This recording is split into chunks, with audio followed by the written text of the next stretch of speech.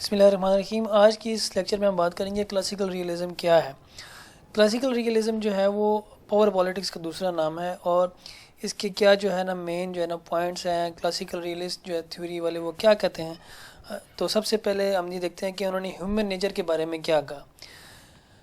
سب سے پہلے جو سب سے امپورٹنٹ جو اس نظریے کا یعنی حقیقت پسندانہ جو پرسپیکٹیو ہے انٹرنیشنل ریلیشنز کا، وہ بیس کرتا ہے کہ وہ ہیومن نیچر کے بارے میں کیا کہتے ہیں۔ کلاسیکل ریئلسٹ کا یہ کہنا ہے کہ ہیومن نیچر از ایول۔ تو ہیومن نیچر جب ایول ہے تو وہ انٹرنیشنل ریلیشنز، کیونکہ ہیومن بینگز ہی اسٹیٹس کو چلاتے ہیں اور اسٹیٹس کی آپس میں تعلقات ہوتے ہیں، تو اس لیے انٹرنیشنل ریلیشنز کی جو بھی ڈیلنگ ہوتی ہے یہ ساری ایول بیسڈ ہے، کیونکہ انسان کی ہیومن نیچر ہی ایول ہے۔ انسان گریڈی ہے، انسان لسٹ فار گلوری ہے، اپنی شان بڑھانا چاہتا ہے، سیلفش ہوتا ہے، سیلف انٹرسٹ کو دیکھتا ہے، ایگوسٹ ہوتا ہے، پاور پالیٹکس کو دیکھتا ہے۔ تو اس لیے کلاسیکل ریئلزم کا یہ ماننا ہے کہ ہیومن نیچر کی ایول ہونے کی وجہ سے جو ریلیشنز امنگ دا اسٹیٹس ہیں وہ بھی ایول نیچر کے ہوتے ہیں، وہ بھی پاور پالیٹکس کے اوپر مبنی ہوتے ہیں۔ مزید اس کے اوپر دیکھیں تو کلاسیکل ریئلزم اس صورت میں پاور پالیٹکس کا دوسرا نام بنتا ہے کہ یہ پاور پالیٹکس، جو بھی پالیٹکس آپ کر رہے ہیں وہ صرف پاور کے لیے، پاور بڑھانے کے لیے، پاور سیک کرنے کے لیے۔ تو یہ کلاسیکل ریئلزم یہ کہتا ہے۔ کلاسیکل ریئلزم یہ بھی کہتا ہے کہ اسٹیٹ از سپریم، اسٹیٹ سب سے بڑی اتھارٹی ہے، ابو آل ہے، کی پاور ہے in the international relation, international community. وہ ڈرائیو کرتی ہے، جیسے گاڑی کو ڈرائیور ڈرائیو کرتا ہے، اسی طرح انٹرنیشنل ریلیشنز کو اور انٹرنیشنل کمیونٹی کو اسٹیٹ ڈرائیو کرتی ہے، تو وہ اس کی گلوبل پالیٹکس کی ڈرائیور ہے۔ ساورن اتھارٹی ہوتی ہے اسٹیٹ، یعنی کہ پوری اسٹیٹ کے اندر جو بھی چیزیں ہیں وہ ان ساروں کے اوپر ساورن اتھارٹی جو ہے وہ اسٹیٹ ہے۔ اور جو انٹرنیشنل ریلیشنز ہیں وہ اس کی فری ول کے اوپر چلتے ہیں، ان کا دل کرے تو کسی سے پیار سے بات کریں، اس کا دل کرے تو کسی سے دوستانہ تعلق رکھتے ہیں، اور کسی کا دل کرے تو کسی کے اوپر حملہ کر دیں، ٹھیک ہے۔ اور یہ ایگوئسٹ ہوتی ہیں، کیونکہ انسان ہیومن نیچر کے اوپر بیسڈ ہیں، اس لیے یہ ایگوئسٹ ہوتی ہیں اسٹیٹس۔ تو کلاسیکل ریئلزم کا یہ دوسرا اہم اور بہت اہم نقطہ ہے۔ کلاسیکل ریئلزم یہ کہتی ہے کہ جو انٹرنیشنل ریلیشنز ہیں وہ سیلف ہیلپ کے اوپر چلتے ہیں، یعنی کہ آپ کی کوئی مدد کرنے کے لیے نہیں آئے گا۔ آپ اپنے دوستوں کے اوپر اور اپنے رشتہ داروں کے اوپر بالکل بھی بلیو نہ کریں، آپ نے صرف اور صرف اپنی ہیلپ کرنی ہے۔ سیلف ہیلپ کی تھیوری ہے، آپ کسی کے اوپر کندھوں کے اوپر نہ آسرا کریں کہ آپ کو کوئی ہیلپ کرے گا ان ٹائمز آف وار۔ جب آپ کی جنگ ہوگی تو اس کے لیے آپ کو خود کی تیاری اپنی تیاری خود کرنی ہے۔ سیلف ہیلپ بیسس کا پرنسپل چلتا ہے یہاں پہ، ٹھیک ہے۔ سروائیول، تو کلاسیکل ریئلزم کا یہ بہت ایک اور جو نوشن ہے وہ یہ ہے کہ سروائیول، آپ نے اپنی بقا کی جنگ خود لڑنی ہے، ٹھیک ہے۔ سروائیول اور سیلف ہیلپ یہ دو ملتے جلتے پوائنٹس ہیں، یعنی کہ سروائیول کی جنگ ہے، اس میں سروائیو وہی کرے گا جو طاقتور ہوگا، اور طاقت کس کے پاس زیادہ ہوگی؟ جو زیادہ پاور گریب کرے گا، ہر جگہ سے پاور لے گا، وہ سروائیو کرنا، یعنی کہ آپ نے سروائیول آپ کا مسٹ ہے۔ اگر آپ سروائیو نہیں کریں گے تو پھر مشکل ہے۔ وہی قومیں زندہ رہتی ہیں، وہی اسٹیٹس زندہ رہتی ہیں جو اپنا سروائیول اچھے طریقے سے کر لیتی ہیں۔ بیلنس آف پاور اور الائنسز، یہ اگر آپ دیکھیں کہ ہم یہ بات کرتے ہیں کہ ایول ہیومن نیچر ہے، تو ہر کسی سے جب خطرہ ہے تو پھر آپ کو کیا کرنا ہے کہ آپ کو پاور پالیٹکس کرنی ہے، پاور بڑھانی ہے اپنی۔ تو اس کے لیے آپ نے سب سے پہلے سیلف ہیلپ کرنی ہے، خود سے طاقتور ہونا ہے کہ ہم اپنی مدد آپ کر سکیں اور اپنی بقا کی جنگ، سروائیول کی جنگ لڑ سکیں۔ اور اگر ہم نہیں کر سکیں گے تو پھر ہم کیا کریں گے؟ بیلنس آف پاور کی تھیوری انہوں نے دی کہ بیلنس آف پاور یہ ہے کہ اگر ایک اسٹیٹ جو ہے، ایک ریاست اپنی طاقت بڑھا لے بہت زیادہ، تو اس سے جنگ جو ہے وہ انیویٹیبل ہو جاتی ہے، the war will become inevitable، جنگ لازم و ملزوم ہو جاتی ہے۔ اور اس صورت میں پھر کیا ہوتا ہے کہ پھر قومیں جو ہیں یا ریاستیں جو ہیں وہ الائنسز بناتی ہیں، ایک دوسرے کے ساتھ ملنا شروع کر دیتی ہیں۔ اس کو تھوڑا سا ہم دیکھ لیتے ہیں۔ بیلنس آف پاور یہ دیکھیں ایک دنیا کا میپ ہے، اس کو بہت سارے لوگ نیچے کھڑے ہوئے، انہوں نے اپنے نیچے سے اپنے انہوں نے اپنی سٹکس اور ڈنڈے اٹھائے ہوئے اور انہوں نے دنیا کو اٹھایا ہوا ہے۔ تو یہ بیلنس آف پاور ہے۔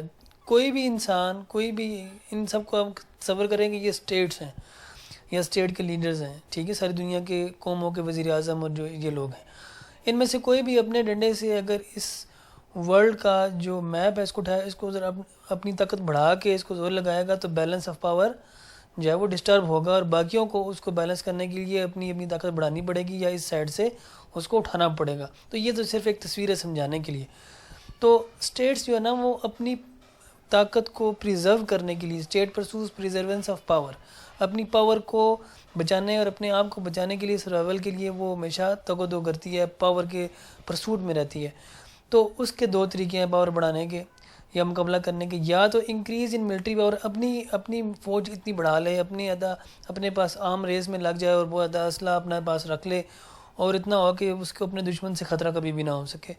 اور اگر وہ خود ایسا نہ کر سکے تو دوسرا طریقہ، امپورٹنٹ طریقہ یہ ہے کہ الائنس بنا لی جائے، کسی کے ساتھ آپ مل جائیں، کہ اگر ایک کنٹری کے اوپر کوئی کنٹری اٹیک کر دی ہے تو اس صورت میں دونوں کنٹریز جو ہے نا وہ اپنے اس دشمن کے ساتھ مل کے مقابلہ کریں گے، تو اس کو کہتے ہیں الائنس. الائنسز کی جو بات ہے وہ اتنی نئی نہیں ہے، اس دنیا میں بہت پرانی ہے، لیکن ہم بہت پرانی ایگزامپلز نہیں دیکھیں گے، نئی ایگزامپلز دیکھیں گے ماڈرن ہسٹری کی، تاکہ آپ کو یاد رہیں. تو ورلڈ وار 1 کے اوپر اگر آپ دیکھیں تو سینٹرل پاور جو تھیں وہ German empire, Austro Hungarian empire, بلغاری اور آٹمن امپائرز، جبکہ جو ٹرپل انٹانٹے تھا اس میں Russian empire, France, United Kingdom, Italy, Greece, Serbia اور یہ چھوٹے چھوٹے ملک بھی ان کے ساتھ تھے. ٹھیک ہے، تو یہ ورلڈ وار 1 کے اندر جو جنگ عظیم اول جو تھی اس میں جب یہ ہوا تھا تو الائنسز تھیں. یہ جتنے آپ کو ایک کلر میں جو کنٹریز نظر آ رہے ہیں زرد رنگ میں، یہ سینٹرل پاورز تھیں. انہوں نے اپنے درمیان ایک معاہدہ کیا ہوا تھا، الائنس بنائی ہوئی تھی کہ ہمارے اوپر جو بھی حملہ کرے گا ورلڈ وار 1 میں ہم اس کو مل کے اس کا مقابلہ کریں گے. اور سیکنڈ ورلڈ وار 2 کی اگر آپ دیکھیں تو اس میں ایکسس پاور تھیں اور ایک الائز. ایکسس میں اٹلی، جرمنی اور جاپان، انہوں نے آپس میں معاہدہ کیا ہوا تھا، یہ ایک الائنس تھے، جبکہ الائز میں یونائٹڈ اسٹیٹس، گریٹ برٹن اور فرانس، یہ تینوں بڑے الائز یہ تھے.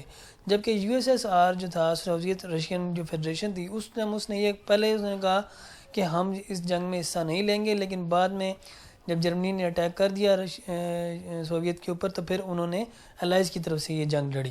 تو یہ بھی دیکھیں الائنس کی ایک بہت بڑی ایگزامپل ہے. اب آج کے موجودہ دور میں اگر آپ بات کریں تو نیٹو، ٹھیک ہے، 1955 میں شاید بنی تھی.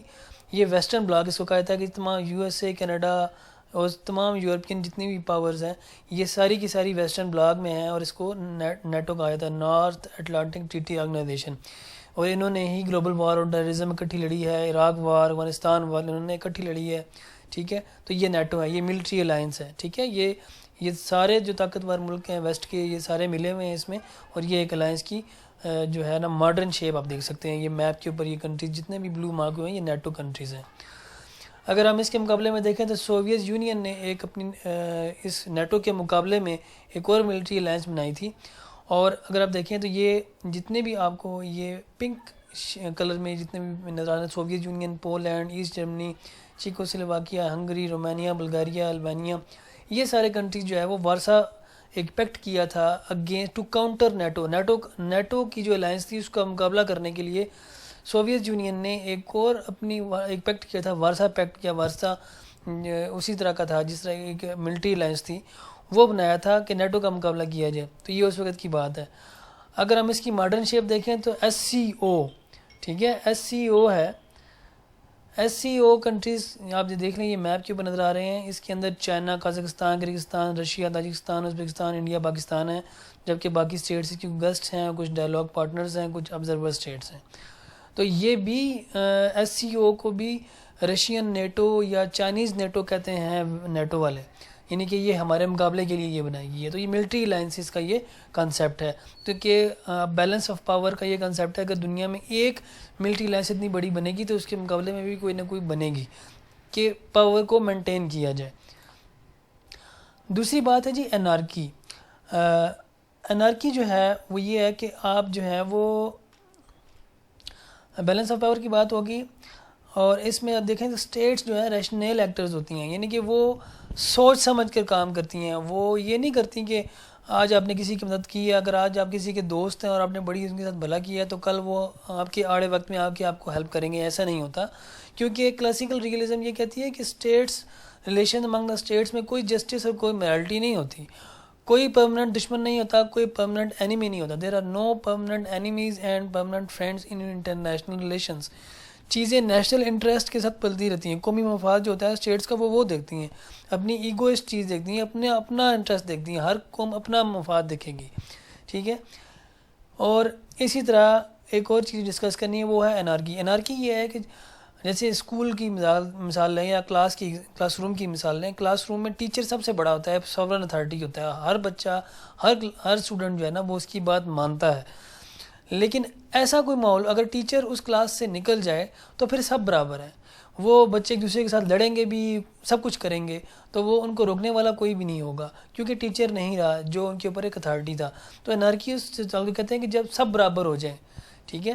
تو انارکی انٹرنیشنل پالیٹکس میں, کیونکہ وہ سارے ریاستیں اور قومیں ہیں جو یونائٹڈ نیشنز کی ممبر بھی ہیں, اور وہ ساری کی ساری جو ایگزسٹ کر رہی ہیں یونائٹڈ نیشنز کے اندر, ہر اسٹیٹ کے برابر ہے. ہر اسٹیٹ کی عزت دوسری اسٹیٹ کی عزت کے برابر ہے ایز پر دی بک, ٹھیک ہے.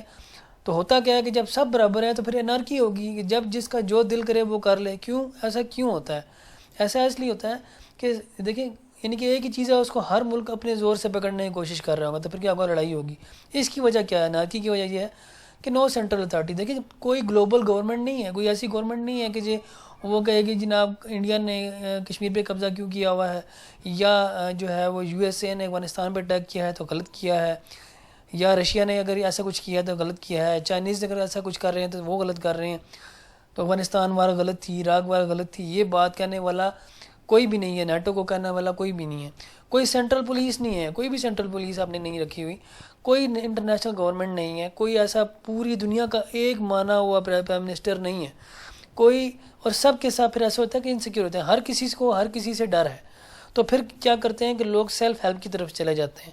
تو اس کو کہتے ہیں انارکی. ہر اسٹیٹ یہ کہتی ہے کہ اس سے پہلے کہ کوئی مجھے مار دے, چلے میں ہی اس کے اوپر اٹیک کر دوں, ٹھیک ہے. تو یہ اس طرح خوف جو ہے نا, فیئر کریٹس فیئر, ایک خوف کی فضا, انسیکیورٹی کی فضا رہتی ہے انٹرنیشنل کمیونٹی میں, جس کی وجہ سے قومیں جو ہے نا طاقت کے پیچھے بھاگتی ہیں, پاور کو پرسوٹ کرتی ہیں, سیلف ہیلپ کے بیسس پہ چلتی ہیں, اور اسٹیٹس زیادہ سے زیادہ طاقتور ہونے کے لیے بیلنس آف پاور کے لیے لائنسز بھی کرتی ہیں, اور اپنی ملٹری پاور بھی بڑھاتی ہیں.